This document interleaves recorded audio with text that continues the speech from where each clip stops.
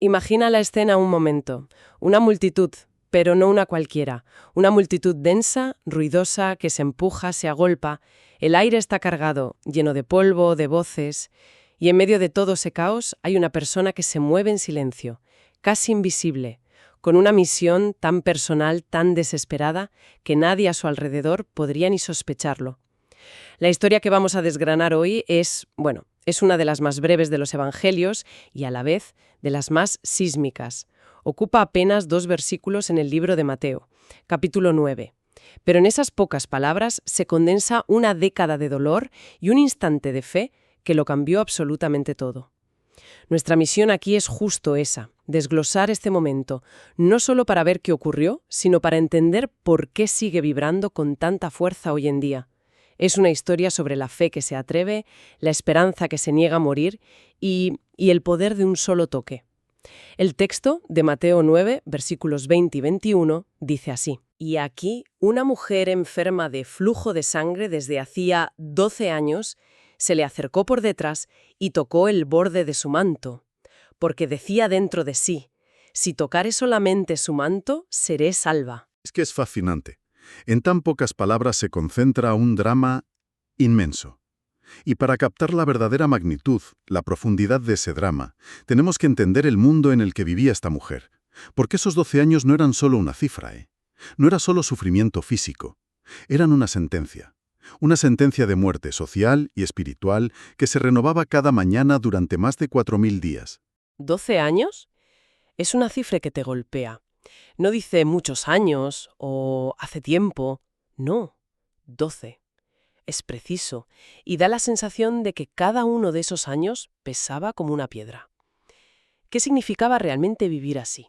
Significaba una anulación casi total de la persona. La condición en sí, una hemorragia crónica, ya era terrible.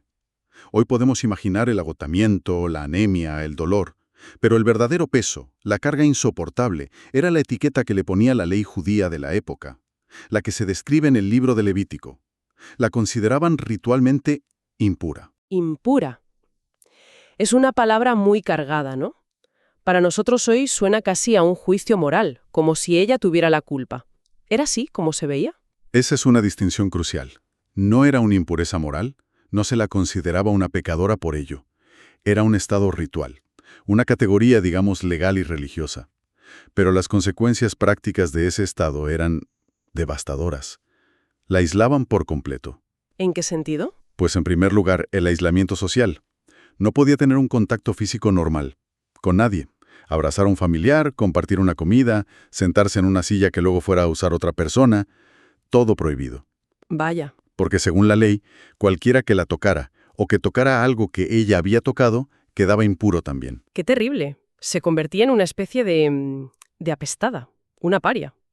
Hoy nos quejamos de la distancia social, pero esto era una condena a perpetuidad, una cuarentena sin fin. Vivir con el miedo constante de contaminar a los demás debió de ser una carga psicológica insoportable. Brutal. Una carga que la obligaba a vivir en las sombras. Y a ese aislamiento físico se le sumaba el religioso. Claro. Como impura, tenía prohibida la entrada al Templo de Jerusalén, el epicentro de la vida espiritual judía. No podía participar en las grandes fiestas, ni en los sacrificios, en la adoración comunitaria. Estaba desconectada del corazón de su fe. Exacto. Era una exiliada espiritual en su propia tierra. Así que tenemos un cuerpo enfermo, una vida social que no existe y la conexión con su comunidad de fe cortada. Es un cuadro de desolación total. Absoluta. Y a todo esto, súmale el aislamiento personal. Piensa en 12 años de vergüenza, de sentirse marcada, de que la gente la evitara por la calle. Otros evangelios, como el de Marcos, nos dan un detalle más. ¿Cuál? Nos dicen que había gastado todo su dinero en médicos, buscando una cura que nunca llegó. O sea que además era pobre. Pobre, sola, enferma y, a ojos del mundo, sin ninguna esperanza. Esos 12 años no son solo una medida de tiempo, son la medida de su abismo. Y es desde el fondo de ese abismo, desde donde reúne la fuerza para dar el paso más audaz de su vida. Y es un paso increíblemente arriesgado. Cuando se abre camino entre la multitud, no está siendo solo valiente, está infringiendo la ley con cada persona que roza. Se arriesga a que la humillen públicamente, a que alguien la reconozca y grite. Pero Lo que me parece asombroso es la especificidad de su objetivo. No intenta agarrarle del brazo o tocarle la túnica, no. Va directa al borde de su manto. Hay algo ahí que se nos escapa. Ahí está la clave de todo. Has puesto el dedo en el núcleo teológico de su gesto. Acercarse ya era un riesgo monumental, pero su objetivo era de una precisión increíble. Ese borde del manto no es un detalle casual. En el texto griego original se usa la palabra craspedón, y esa palabra es la traducción del término hebreo tzitzit. El tzitzit, eso ya suena a algo con mucho más peso que un simple dobladillo. Infinitamente más. El tzitzit no era una decoración. Eran los flecos, las borlas, que la ley de Moisés, en el libro de Números, ordenaba a los hombres judíos usar en las 4 esquinas de sus mantos. O sea, que tenían un propósito. Un propósito clarísimo. Servir como un recordatorio, visual y tangible, de los mandamientos de Dios. Cada nudo, cada hilo, tenía un significado simbólico. Representaban la obediencia a la ley, la santidad, la identidad del pueblo de Israel. Entiendo. Entonces, no estaba tocando una tela cualquiera. Era como si estuviera extendiendo la mano para tocar un resumen de la ley y la promesa de Dios en forma física. Has captado la esencia. El tzitzit simbolizaba la autoridad y la santidad de quien lo llevaba. Para un rabino como Jesús, representaba su fidelidad a la Torá, a la palabra de Dios. Al tocar ese borde, esta mujer no estaba haciendo un acto de superstición. No. Estaba alcanzando deliberadamente un símbolo del poder y la presencia de Dios encarnado en la persona que, según su fe, cumplía y representaba toda esa ley. Era un acto de fe teológicamente sofisticadísimo. Era su forma de decir, sin palabras, creo que en ti reside toda la autoridad y la santidad de Dios que necesito para ser restaurada. Y esto nos lleva directamente a su pensamiento, a ese monólogo interior que el texto nos regala. Si tan solo toco su manto, seré salva. Es que es una de las frases más potentes de la Biblia. No es una petición en voz alta, ¿No? no le grita a Jesús pidiendo ayuda, es una convicción interna, un mantra personal que la impulsa a través del miedo, del dolor y de la multitud. Analizar esa fe es adentrarse en algo extraordinario. Primero, es una fe inequívocamente activa. No es pasiva. Ella no se sienta en un rincón a esperar que la sanación le caiga del cielo o que Jesús por casualidad pase por su puerta. No. Ella elabora un plan y lo ejecuta. Exacto. A pesar de todos los obstáculos físicos, sociales, religiosos, ella es la que inicia la acción. Es una fe que se pone en marcha. Se abre camino, literalmente, contra todo pronóstico. Y no solo eso, se abre camino contra la corriente.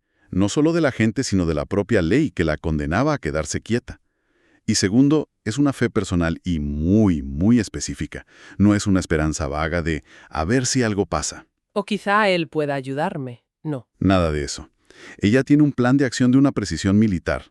Atravesar la multitud, acercarse por detrás sin ser vista y tocar un punto concreto de su ropa. Su fe está concentrada, totalmente enfocada en un único punto de contacto, en un gesto deliberado. No deja nada al azar. Hay una estrategia que nace de una convicción absoluta. Sabe exactamente lo que tiene que hacer. Y tercero, y esto es quizá lo más conmovedor, es una fe que nace de la propia desesperación. Después de 12 años de fracasos, de médicos que le quitaron el dinero y la esperanza, lo más lógico, lo más humano, habría sido rendirse. Claro, aceptar su destino con cinismo o resignación. Pero en ella ocurre lo contrario, su sufrimiento parece haber destilado su fe hasta su esencia más pura y potente. Su fe no niega su dolor, no pretende que los últimos 12 años no hayan ocurrido, no, actúa a pesar de ese dolor. Su desesperación se convierte en el combustible de su determinación. Es una alquimia increíble. Transformar la desesperación, que normalmente paraliza, en la fuerza motriz para el acto más valiente de su vida. Toda su esperanza, todo lo que le quedaba, estaba puesto en ese único gesto. Y su frase, si tocare, seré salva, no es una pregunta. No. No es una súplica, es una declaración de certeza. Es la conclusión de un razonamiento interno que ha debido de dar vueltas en su cabeza miles de veces. Precisamente, es la culminación de su viaje interior.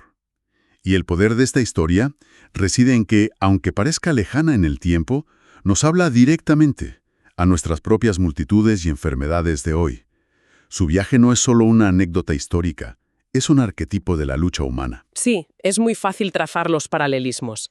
La multitud que ella tuvo que atravesar puede ser cualquier cosa que hoy se interponga entre nosotros y la sanación, o la paz. Puede ser el ruido ensordecedor de las opiniones ajenas, la presión social, el miedo al que dirán si mostramos nuestra vulnerabilidad. O incluso una multitud interna. La ansiedad, las dudas. Esa voz cínica que nos susurra que no tiene sentido intentarlo, que ya hemos fracasado antes, que nada va a cambiar. Esa es una multitud a menudo más densa y difícil de atravesar que una de personas reales. Totalmente. Y los 12 años de enfermedad resuenan en tantas de nuestras luchas. No tiene por qué ser algo físico. Puede ser una batalla interna prolongada, una adicción que mantenemos en secreto, un sentimiento de no ser suficiente que nos acompaña desde la infancia. Un duelo no resuelto. Un duelo no resuelto que nos mantiene anclados al pasado, o esa soledad crónica que se siente en un mundo que se supone que está hiperconectado.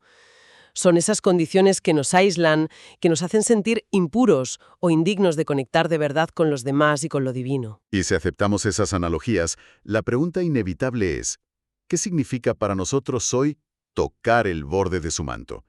Y creo que la historia nos enseña que la respuesta es tan personal y silenciosa como el gesto de la mujer. No se trata necesariamente de grandes actos públicos de fe. Se trata más bien de encontrar ese punto de contacto, ¿no? Ese gesto pequeño, personal y decidido. Exacto. Tocar el borde del manto hoy puede ser el simple acto de arrodillarse a rezar en la soledad de una habitación cuando todo parece perdido, cuando ya no quedan ni palabras. Ese es un punto de contacto.